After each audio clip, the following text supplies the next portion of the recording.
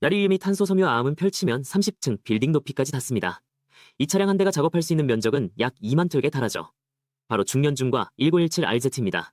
펌프차 아암을 무려 100m급으로 끌어올린 초거대 건설 기계죠. 어떤 이는 그저 세계 기록 경신을 위한 것이라고 하지만 또 다른 이들은 이것이 중국 펌프차 기술의 최고봉이라고 말합니다. 혹시 콘크리트 타설용 펌프차가 어떻게 대국의 중기라 불리는지 궁금하지 않으신가요? 걱정하지 마세요. 이제 외형 치수, 아암 기술, 펌프 성능, 시공 효율, 그리고 산업적 의의 등 5가지 측면에서 한눈에 이해하실 수 있도록 설명해드리겠습니다. 이 101mm 길이의 강철 아암은 도대체 얼마나 놀라운 것일까요? 많은 사람이 건설 기계를 말할 때 크레인, 광산트럭, 굴착기만 떠올리지만 펌프차는 단순히 현장에서 콘크리트를 타설하는 기계라고 생각합니다. 하지만 저는 이렇게 말씀드리고 싶습니다. 정말 그렇게 생각하는 분들은 거의 중년중과 1017RZ를 본 적이 없을 겁니다. 일반 펌프차는 콘크리트를 건물로 올리는 데 그치지만 이 차는 아암을 하늘로 뻗어 올리기 때문입니다. 201m가 어떤 개념인지 아시나요? 아래서 30층을 올려다 보면 목이 아플 텐데 이 차는 콘크리트를 그 높이까지 그대로 밀어 올립니다. 먼저 이 차량의 외형 치수를 살펴봅시다. 처음 중년중과 1117RZ를 보면 머릿속에 떠오르는 생각은 하나뿐입니다. 이게 펌프차인가? 아니, 이건 트럭 위에 100m 길이의 거대한 아암을 실은 거나 다름없습니다. 그 아암 길이는 무려 101m까지 나갑니다. 펼치면 30층 빌딩 높이까지 닿을 수 있죠. 일반 펌프차는 10여 층만 올라가도 공사장에서 이미 대단한 존재입니다.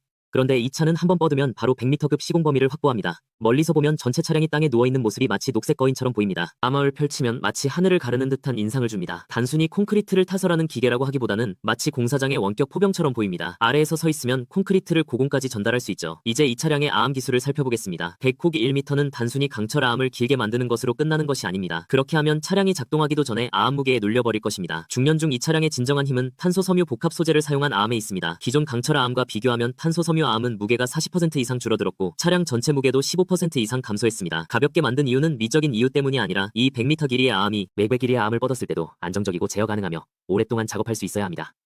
일반인은 길이를 보고 현장 전문가들은 안정성을 봅니다. 아암이 길어질수록 진동, 피로, 제어 어려움을 두려워합니다. 17RZ가 아암을 100m급으로 만들 수 있었던 것은 단순한 힘이 아니라 소재, 구조, 제어 능력을 바탕으로 한 것입니다. 이제 이 차량의 펌프 능력을 살펴보겠습니다. 펌프차의 가장 핵심적인 능력은 아암이 얼마나 멀리 뻗느냐가 아니라 콘크리트를 얼마나 안정적으로 목표 지점에 도달시키느냐입니다. 아암이 아무리 길어도 올라가지 않거나 불안정하거나 위치가 정확하지 않으면 그냥 장식일 뿐입니다. 17RZ가 맞닥뜨리는 것은 초고층 시공입니다. 광범위한 시공과 복잡한 환경에서 이 장치는 단순한 콘크리트 타설이 아닌 고공으로의 원거리 콘크리트 공급 문제를 해결합니다. 바닥에서부터 위로 올리는 과정이죠. 압력, 리듬, 안정성 어느 하나라도 흔들리면 안 됩니다. 겉보기엔 콘크리트를 분사하는 것처럼 보이지만 실상은 빌딩 하나의 힘과 일정을 전하는 일입니다. 수십 층 높이까지 콘크리트를 정확히 시공면까지 보내는 것은 기적이라기보다 공사장의 바늘구멍 공법 같은 정교함입니다. 이제 시공 효율을 살펴봅시다. 사람들은 이런 펌프차가 너무 비싸다고 말합니다. 저는 반문하고 싶습니다. 이것이 돈을 쓰는 건가요? 아니면 아끼는 건가요? 공사장에서 가장 무서운 것은 기계 가격이 높은 게 아니라 인력이 대기하고 조정이 지연되며 자재가 늦어지는 것입니다. 공사 일정도 함께 지연됩니다. 일반 펌프차가 닿지 않는 곳에서는 호스 연결, 차량 재배치, 여러 장비의 협동이 필요해 여기저기 움직이다 보니 시간이 낭비되곤 합니다. 캠출실 RZ 한 대는 약 2만 제곱미터를 커버할 수 있어 많은 시공 현장에서 차량 이동 횟수, 호스 연결 작업, 대기 시간을 획기적으로 줄여줍니다. 이는 단순히 101m 길이를 자랑하려는 게 아니라 고층 시공 공정을 압축하기 위한 것입니다. 남들은 한 구역 타설하느라 반나절이나 걸릴 때 이 차는 한 번 뻗으면 전체 시공면을 덮어버립니다.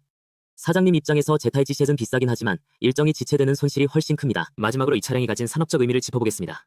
어떤 이들은 튜닝 17RZ가 단순한 기록 경신용이라고 말합니다. 저는 동의하지 않습니다. 기록이 전시대에만 있다면 그것은 형식적인 멘즈 공청일 뿐입니다. 하지만 실제 현장에 투입되어 콘크리트를 타설하고 초고층 건축을 지원한다면 그것은 바로 생산력입니다. 예전엔 펌프차를 공사장의 조연 정도로 여겼습니다.